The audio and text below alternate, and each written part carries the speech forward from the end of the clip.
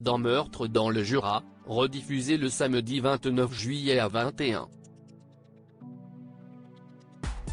10 sur France 3, les spectateurs peuvent découvrir quelques beaux sites de la région.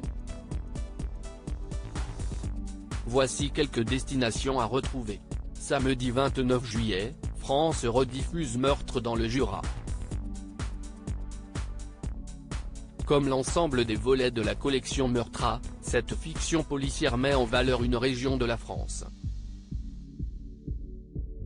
Au casting de cet épisode réalisé par Éric Duret et scénarisé par Laetitia Franceschini, Marie-Cécile Piquet, on trouve Sandrine Quétier, Anna, Charlotte Gaccio, Juliette, Pierre-Yves Bon, Émeric, Christian Charmetan, Joseph, Marie Bunel, Jeanne, Guillaume Faure, Alex, Elisabeth Bourgine, Laura, et Sophie Duet, Sophie. Meurtre dans le Jura, de quoi parle la fiction policière de France 3 ? Depuis la destruction d'un village afin de construire un barrage, la légende raconte qu'un fantôme, appelé la Dame Blanche, hante les rives du lac de Vouglan. Lorsque le corps d'une guérisseuse, Rose Tourneau, est retrouvé sur ces lieux, recouvert de pétales blancs, la légende refait surface.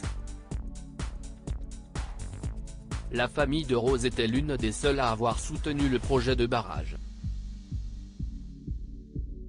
Chargée de l'enquête, la capitaine de gendarmerie, Anna Buisson, est contrainte de collaborer avec Émeric Massoni Tourneau, tout droit débarqué de Lyon. Ce dernier connaît bien la région mais surtout la victime, qui était sa grand-mère. La clé de l'énigme se trouve-t-elle dans le passé de sa famille ? Meurtre dans le Jura, quels sont les lieux de tournage de la fiction policière de France 3 ? Meurtre dans le Jura a été tourné du 5 juin au 4 juillet 2019, dans le département de l'Est de la France. Dans cet épisode, les spectateurs peuvent voir le lac de Vouglan, dans le massif du Jura.